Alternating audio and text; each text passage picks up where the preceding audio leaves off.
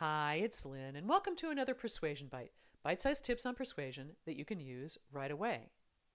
Here's an important idea. It's called creeping normality.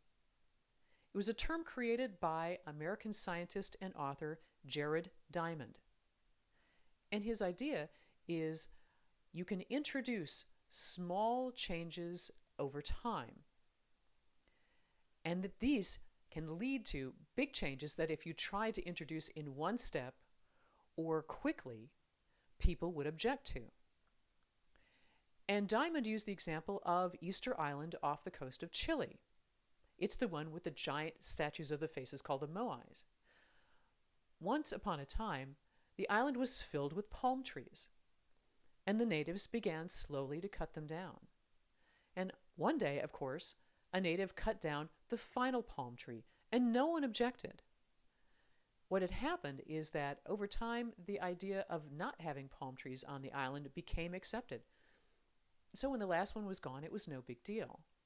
But if before this deforestation had started, you told everybody, we're taking all the palm trees off the island, they probably would have objected. There is a positive use of creeping normality.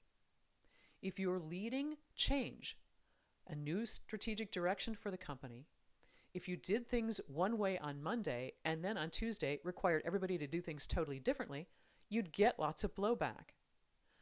But if you planned it out and had people do smaller changes over time, over a year, you could create a substantial difference. There is, of course, a negative side to this, particularly when it comes to culture. I worked with a company at one point, and respect was one of its values. And respect means, of course, you treat other people the way you want to be treated. There was a chief financial officer there who loved to give people nicknames, and some of them not very complimentary. This became accepted behavior. Of course, it was a deviation from the culture of respect. And then ultimately, because the CFO was doing it, other people began to do it. This becomes the question for us. When we see these small negative changes that are taking us away from the direction we want to go, or the culture we say we have, a lot of times we'll say, but it's no big deal. When you spot those things, take that extra moment and consider, is this a big deal? Is this creeping normality where other people will begin to do this as well, and it will take us down a road we don't want to go to?